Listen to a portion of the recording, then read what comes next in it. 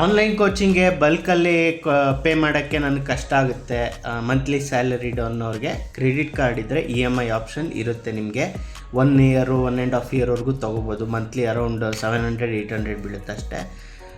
So ಇದ್ರೊಳಗೆ ಮಾತ್ರ ಅಪ್ಲಿಕಬಲ್ಲು. PhonePe, Google pay ಈ ರೀತಿ ಮಾಡ್ತೀನಿ ಅಂದರೆ ಇನ್ಸ್ಟಾಲ್ಮೆಂಟ್ ಆಪ್ಷನ್ ಇರಲ್ಲ, ಅದನ್ನು ಯೂಸ್ ಮಾಡ್ಕೊಳ್ಳಿ. ಆಮೇಲೆ ನಮ್ಮ ಡಯಟ್ ಬಗ್ಗೆ ಬ್ರೀಫಿಂಗ್ ಹೇಳೋದಾದರೆ, ನಿಮ್ಮ ರುಟೀನ್ ಫುಡ್ನ ಯೂಸ್ ಮಾಡಿಕೊಂಡು ನಾವು ವೆಯ್ಟ್ ಲಾಸ್ ಮಾಡ್ತೀವಿ. ನೀವು ಚಪಾತಿ ತಿಂತಿರ್ಬೋದು, ಇಡ್ಲಿ ತಿಂತಿರ್ಬೋದು, ದೋಸೆ ತಿಂತಿರ್ಬೋದು, ರೈಸ್ ಬಾತು, ಬೆಳಗ್ಗೆ ವೆರೈಟಿ ಬ್ರೇಕ್ಫಾಸ್ಟ್ ಇರುತ್ತಲ್ಲ ಅದನ್ನೇ.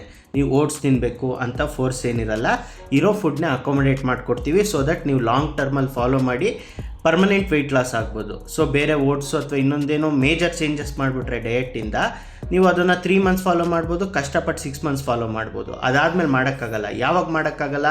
ಮತ್ತೆ ಹಳೆ ಈಟಿಂಗ್ ಹ್ಯಾಬಿಟ್ಸ್ಗೆ ಹೋಗ್ತೀರಾ, ಆಗ ಫ್ಯಾಟ್ ಆಗ್ತೀರಾ. ನಮ್ಮ ಕಂಡೀಷನ್ಸಲ್ಲಿ ಹಾಗಾಗಲ್ಲ.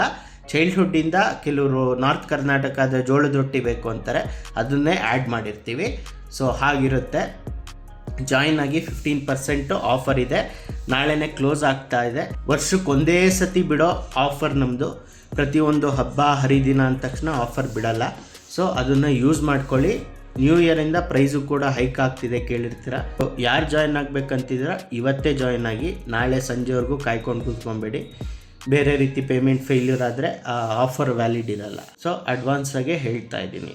ಯಾವಾಗ ಕ್ಯಾಲೆಂಡ್ರಲ್ಲಿ 2026 ಅಂತ ತೋರಿಸುತ್ತೋ ಆವಾಗ ಆಫರ್ ಅಪ್ಲಿಕಬಲ್ ಆಗಲ್ಲ.